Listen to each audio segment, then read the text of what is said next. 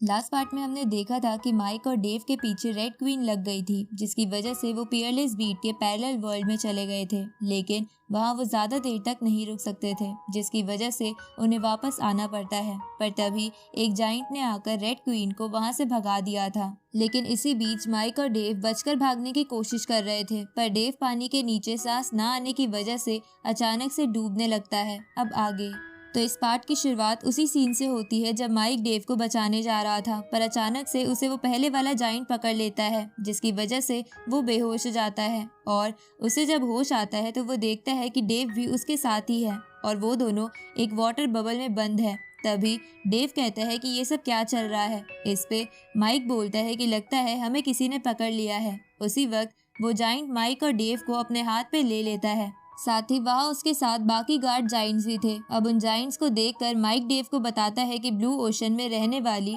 सभी बड़ी 5 स्पीशीज में से ये स्पीशीज सबसे काइंड है, लेकिन मुझे ये समझ नहीं आ रहा है कि इन्होंने मुझे क्यों पकड़ा है। तभी वो जाइंट अपना ट्राइडेंट बाहर निकाल लेता है, जिसे देखकर माइक और डेव समझ जाते हैं कि ये एक जाइंट एम्परर है। साथ ही उन्हें ये भी याद आता है कि पहले उस रेड एंड क्वीन पर एक ट्राइडेंट से हमला हुआ था। इसलिए वो दोनों एम्परर से पूछते हैं कि क्या आप ही ने हमें पहले रेड क्वीन से बचाया था, जिस पे वो एम्परर जाइंट उन दोनों से कहता है कि ब्लू ओशन में कोई भी गॉड रैंक कल्टीवेटर नहीं आ सकता, इसलिए मैंने उसे यहाँ से भगा दिया। ये सुन के वो दोनों एम्परर जाइंट को थैंक यू बोलते हुए कहते हैं कि हम पहले ग्रीन सी ऑफ लाइफ गए थे और वहीं वो रेड क्वीन हमारे पीछे पड़ गई थी, इसलिए आप अगर हमें नहीं बचाते तो आज हम मर जाते, जिसकी वजह से मुझे समझ नहीं आ रहा कि मैं इस एहसान को कैसे चुकाऊं। लेकिन अगर आपको कभी भी फ्यूचर में हमारी मदद की जरूरत हो तो आप हमें जरूर बताना। इस पे एम्परर जाइंट हंसते हुए बोलता है कि तुम दोनों इतने छोटे होने के बावजूद भी बहुत ही ब्रेव हो। मुझे ग्रीन सी ऑफ लाइफ के ग्रेट एल्डर ने तुम्हारे बारे में सब कुछ बता दिया है कि तुमने उनकी कितनी मदद की है। इसके बाद एम्परर जाइंट उनसे पूछता है कि अब तुम दोनों कहाँ जा रहे हो। इस पे डेव एम्परर जाइंट से कहता है कि हम डीमन लैंड जा रहे हैं, क्योंकि वो रेड क्वीन बहुत ज्यादा पावरफुल है और हम उससे नहीं लड़ सकते।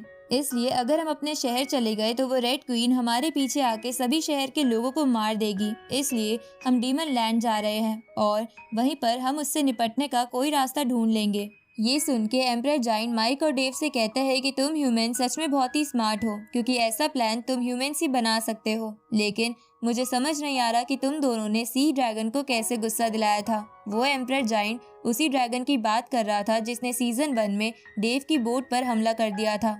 अब ये सुन के माइक एम्परर जाइंट से कहता है कि हमारे क्लैन का तो ड्रैगन क्लैन से अच्छा नाता है। मुझे तो याद ही नहीं आ रहा कि हमने कब सी ड्रैगन को गुस्सा दिलाया था। मुझे तो बस ये याद है कि हमने एक बार किसी सी ड्रैगन को मारा था। ये सुन के डेव माइक को इशारे करके चुप कराने लगता है। तभी एम्परर जाइंट उन दोनों से कहता है कि मुझे नहीं पता कि तुम्हारे बीच क्या हुआ था, लेकिन उस सी ड्रैगन ने सबको ऑर्डर दिया था कि कोई भी विजडम सिटी किसी समुद्र से ना गुजरे, इसलिए मुझे बताओ कि तुम में से कौन विजडम सिटी से है। ये सुन के माइक एम्परर जाइंट से कहता है कि हम में से कोई भी विजडम सिटी से नहीं है, लेकिन तभी डेव सच बता देता है कि वो विजडम सिटी से ही है। ये सुन के माइक डेव से कहता है कि बेवकूफ, तुम ये क्या बोले जा रहे हो, तुम्हें मरना है क्या। इस पे डेव एम्परर जाइंट से कहता है कि मैं कभी भी अपने होम टाउन के बारे में झूठ नहीं बोल सकता। ये सुन के एम्परर जाइंट हंसते हुए बोलता है कि मुझे ईमानदार लोग पसंद है और वैसे भी तुम्हारे बारे में तो ग्रेट एल्डर ने बहुत तारीफ करी थी,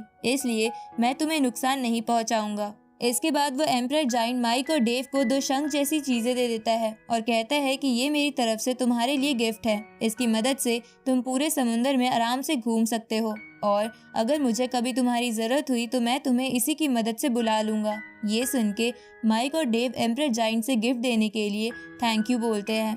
अब एम्परर जाइंट अपने गार्ड्स के साथ वहाँ से चला जाता है, जिसकी वजह से माइक और डेव पानी में आ जाते हैं, लेकिन अब की बार शंख की वजह से उन दोनों को पानी के अंदर सांस लेने में कोई दिक्कत नहीं हो रही थी।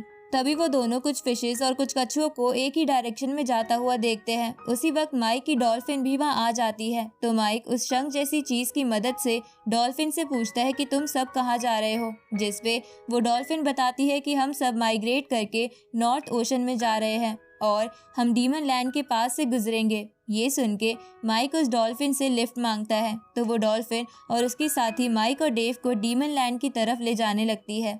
इस तरफ हम रेड क्वीन को देखते हैं जो कहती है कि एम्परर जाइंट बहुत ज़्यादा ताकतवर है, लेकिन एक बार मैं ब्रेक थ्रू कर लूँ तो वो भी मेरा सामना नहीं कर पाएगा। तभी वो रेड क्वीन अपनी सेंसेस से पता लगा लेती है कि माइक और डेव डीमन लैंड की तरफ जा रहे हैं, इसलिए वो भी उसी तरफ जाने लगती है। दूसरी तरफ हम एमा और उस वॉरियर को देखते हैं जो अब भी ट्रैवल कर रहे थे।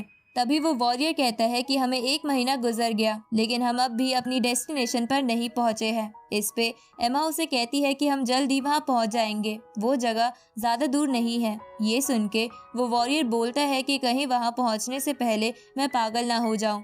उसी वक्त उनके ऊपर से घने काले बादल गुजरते हुए एक डायरेक्शन में जाने लगते हैं, जिनकी वजह से आसपास के बर्ड्स भी मर रहे थे। तो ये देखकर वो दोनों बचने के लिए लेट जाते हैं। तभी वो वॉरियर कहता है कि क्या ये कोई डीमन है।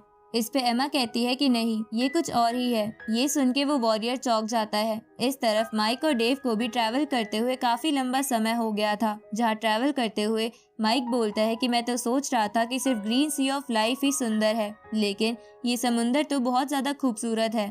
तभी माइक की डॉल्फिन उसे बताती है कि हम डीमन लैंड पहुंच गए हैं। ये सुन के माइक और डेव उन दोनों डॉल्फिन पर बैठकर जमीन पर जाने लगते हैं, जहाँ जाते हुए डेव माइक से कहता है कि एक समय था जब इस डीमन लैंड का पूरे प्लेनेट पर राज था। इसके बाद वो दोनों लैंड पर आ जाते हैं, जिसके बाद माइक और डेव उन डॉल्फिन्स को थैंक यू बोल के वहाँ से भेज देते हैं। तभी माइक की नज़र वहाँ बने पहाड़ों पर जाती है, जिसे देखकर माइक बोलता है कि ये उस मीटियोर की वजह से बने होंगे जो पहले इस प्लेनेट से टकराया था। उसी वक्त माइक डेव से कहता है कि ये जगह बहुत ही खतरनाक है, देखते हैं कि यहाँ रेड क्वीन आने की हिम्मत करती है या नहीं।